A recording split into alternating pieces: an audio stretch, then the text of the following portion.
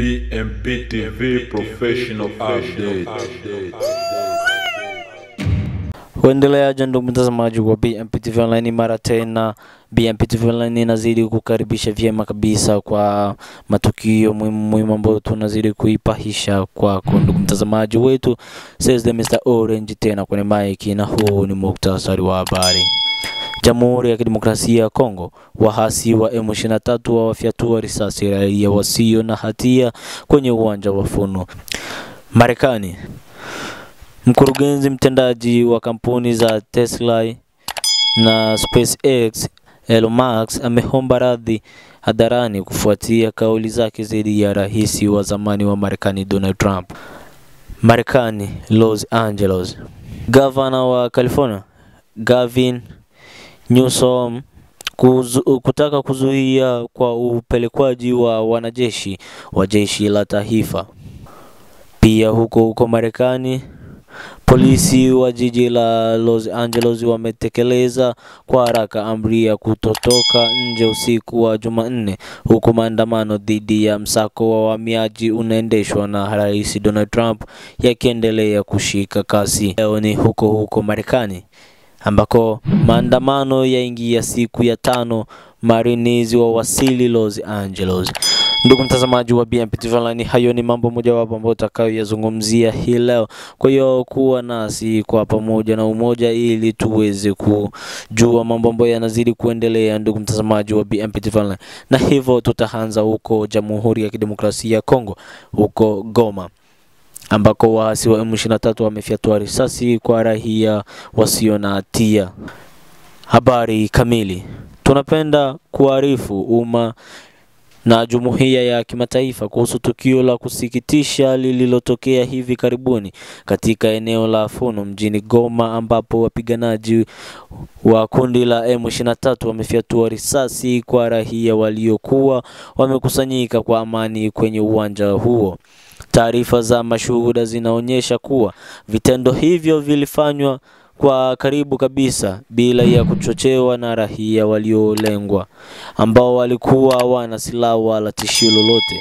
Huu ni ukiukwaji mkubwa wa haki za binadamu na ni kinyume na kila kanuni ya kimataifa na vita na ulinzi wa raia katika maeneo yenye migogoro. Kundi la M23 limekuwa likijitambulisha kuwa waokozi au wakombozi wa wananchi wa Kivu Kaskazini. Hata hivyo, matendo yao yanazidi kudhihirisha tofauti kubwa kati ya kauli zao na vitendo vyao halisi, ambavyo vinajaa ukatili, hofu na machafuko kwa raia wasiokuwa na hatia. Tunalaani vikali mashambulizi hii na tunatoa wito kwa serikali ya Jamhuri ya Demokrasia ya Kongo chunguza tukio hili haraka na kuhakikisha waliohusika wanawajibishwa kisheria. Jumuiya ya kimataifa, hususan Umoja wa Mataifa na Umoja wa Afrika, kuchukua hatua za haraka za kulinda raia na kudhibiti vitendo vya ukatili vinavyoendelea kufanywa na waasi wa M23. Mashirika ya haki za binadamu kufanya ufuatiliaji huku na kutoa ripoti kamili kuhusu matukio haya ya ukiukwaji wa haki za binadamu. Tunatuma rambirambi zetu za pole kwa familia zilizopoteza wapendwa wao, na tunasimama pamoja na wakazi wa Goma na maeneo mengine ya Kivu Kaskazini katika kutafuta amani, haki na heshima ya maisha ya kila mmoja. BMP TV Online imetoa pole kubwa. Angusha ule. Ona mwende kwanza. Kama amo supporter benye tunaonaka mwende. Sawa? Kia kulanza kile. Mama pale mpesile wewe. Benzako biko wapi? Bengine biko wapi? Biko wapi benzako? Tunaenda huko Marekani. Karibu katika taarifa maalum ya habari. Leo ni Jumatano tarehe 11 Juni mwaka wa 2025. Mkurugenzi mtendaji wa kampuni za Tesla na SpaceX Elon Musk ameomba radhi hadharani kufuatia kauli zake dhidi ya rais wa Marekani Donald Trump. Katika ujumbe aliotoa mapema leo kupitia mtandao wa kijamii wa X ambao yeye mwenyewe anamiliki, Musk amesema, na nukuu kauli yake, "Najutia baadhi ya ujumbe wangu kuhusu rais Donald Trump wiki iliyopita ulivuka mpaka mwisho wa kunukuu ndio huu." Mvutano kati ya wawili hao ulianza baada ya Musk kupinga mswada wa ushuru unaoungwa mkono na Trump, akieleza kuwa unaweza kusababisha mdororo wa kiuchumi katika nusu ya pili ya mwaka huu. Donald Trump kupitia jukwaa lake la Truth Social alijibu kwa ukali na kusema kuwa uhusiano wake na Musk umefikia kikomo na hana nia ya kurekebisha. Aidha, taarifa zinazoonyesha kuwa mzozo huu umeathiri kwa muda mfupi hisa za kampuni ya Tesla, ingawa soko limeanza kuonyesha utulivu kufuatia kauli hiyo ya msamaha. Haijabainika wazi ikiwa Trump atakubali msamaha huo, lakini wadadisi wa masuala ya siasa na uchumi wanaona tukio hili kama la kipekee, hasa kwa kuwa linahusisha watu wawili wenye ushawishi mkubwa katika nyanja za teknolojia na siasa. Endelea kufuatilia taarifa zetu kwa habari zaidi kuhusu mvutano kama na huo. Twende Marekani, Los Angeles. Mnamo Jumanne hiyo jana Juni tarehe 10, 2025, jaji wa mahakama wa wilaya ya Marekani Charles Breyer alikataa ombi la dharura la gavana wa California Gavin Newsom Democrats kutaka kuzuia kwa upelekwaji wa wanajeshi wa jeshi la taifa Los Angeles uliofanywa na rais Donald Trump badala ya kutoa uamuzi wa haraka. Jaji alikubali ombi la utawala wa Trump kupewa muda zaidi wa kuwasilisha hoja zao hadi Jumatano saa 11 asubuhi kwa saa ya Pacific. Kesi hiyo itasikilizwa rasmi Alhamisi. Mzozo huu unajiri wakati wa maandamano ya uhamiaji mjini Los Angeles, ambapo Trump amekuwa akishutumu viongozi wa California kwa kukwamisha juhudi za serikali kuu. Hali ilizidi kuwa tete pale ambapo Trump alionyesha kuwa yuko tayari kumuunga mkono yeyote atakayemkamata gavana Newsom, kauli iliyozua taharuki kubwa. Newsom alimjibu vikali kupitia mtandao wa X, akihitaji kauli hiyo kuwa hatari na ya kimya. Makamu wa rais JD Vance naye aliingia kwenye mzozo huo, akimwambia Newsom kwenye X, "Fanya kazi yako." Tukio hii inaonyesha mgawanyiko mkubwa wa kisiasa kati ya serikali ya shirikisho na serikali ya jimbo la California, hasa kuhusu uhamiaji wa matumizi ya wanajeshi ya kitaifa ndani ya nchi. Ni mzozo ambao unazidi kuendelea kati ya jimbo hiyo na serikali kuu ya nchi ya Marekani. Bado tuko huko Marekani. Polisi wa jiji la Los Angeles wametekeleza kwa haraka amri ya kutoka nje usiku wa Jumanne, huku maandamano dhidi ya msako wa wahamiaji unaendeshwa na rais Donald Trump akiendelea kushika kasi. Mamia ya waandamanaji walijitokeza katika jiji hilo wakipinga vikali hatua za utawala wa Trump. Polisi waliwatawanya kwa kutumia farasi na vifaa vya kudhibiti umati na kufanya ukamataji mara tu baada ya saa ya marufuku kuanza rasmi.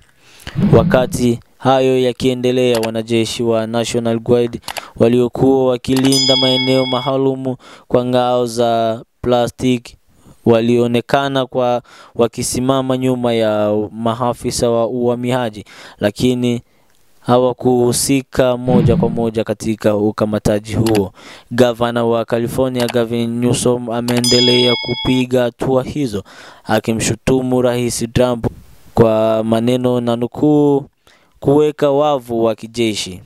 Katika jiji la pili kwa ukubwa nchini Marekani, Newsom amewasilisha ombi mahakamani akitaka kusitishwa kwa ushirikiano wa wanajeshi na maafisa wa uhamiaji wa shirikisho. Mahakama ya shirikisho imepanga kusikiliza hoja hizo siku ya Alhamisi, huku shughuli za ukamataji zikiendelea katika maeneo mbalimbali ya jiji hilo. Serikali ya shirikisho inasisitiza kuwa hatua hizo ni za kiusalama, wakati Gavana Newsom akiziona kama uchokozi unaweza kuzidisha machafuko na migawanyo katika taifa hilo. Kutoka Los Angeles, Marekani, taarifa hii iko katika ofisi za BMP TV Online. Bado tunaendelea na taarifa kuu za leo Jumatano. Maandamano yaingia siku ya 5. Marines wawasili Los Angeles. Maandamano makubwa dhidi ya msako wa wahamiaji unaoendeshwa na idara ya IC yameendelea kushika kasi kote Marekani. Jijini Los Angeles, zaidi ya 700 wanajeshi wa Marines waliwasili Jumanne, huku marufuku ya kutotoka nje usiku ikitangazwa kuanzia saa 2 usiku hadi alfajiri. Wanajeshi wakiwemo viongozi wa dini wameonekana wakiwemo maua mbele ya askari wa National Guard katika ishara ya amani, huku kukiwa na taharuki kubwa katika maeneo ya karibu na gereza la Metropolitan. Kauli ya polisi: yote atakayekiuka amri atakamatwa. Jeshi la polisi Los Angeles kupitia mtandao wa X limetangaza kuwa kama mtu atabaki kwenye mkusanyiko haramu au kushiriki uhalifu atakamatwa bila kusita. Wimbi hili la maandamano linaungwa mkono na miji mingine mikubwa kama New York City. Maelfu walijitokeza katika Foyle Square kulaani deportation. Polisi walikamata waandamaji waliokuwa wakizuia barabara. Chicago, watu 6 walikamatwa katika maandamano yenye mvutano wa hapa na pale. Gari lilimgonga kundi la waandamanaji, lakini hakuna aliyejeruhiwa vibaya. Washington DC, maandamano yaliyofanyika Colombia, Haiti na maandalizi yanaendelea kwa maandamano ya kitaifa yanayotarajiwa kufanyika Jumamosi hii tarehe 14 kupinga gwaridi la kijeshi la Rais Trump, akifahamika kama maandamano ya No Kings. Denver, Colorado, maandamano yalifanyika nje ya jengo la bunge la jimbo, huku polisi wakitoa tahadhari kwa watumiaji wa barabara. Santa Ana, California, National Guard walitumwa baada ya gasi ya machozi kutumika kwa waandamanaji. Watu waliondoka kwa amani baada ya onyo la polisi. Tunaangalia siku ya Jumamosi. Dunia inatazama Marekani. Je, sauti za umma zitazidi sauti za mabavu? Tunakuletea kila hatua moja kwa moja hapa BMP TV Online. Kwa sasa ni hayo. Endelea kufuatilia kwa habari zaidi, tafsiri ya kina na maoni ya wananchi. Mimi ni Thursday Mr. Orange, sauti ya watu, macho ya jamii. Tunakutakia uwe na siku njema ndugu mtazamaji wa BMP TV Online. Asante.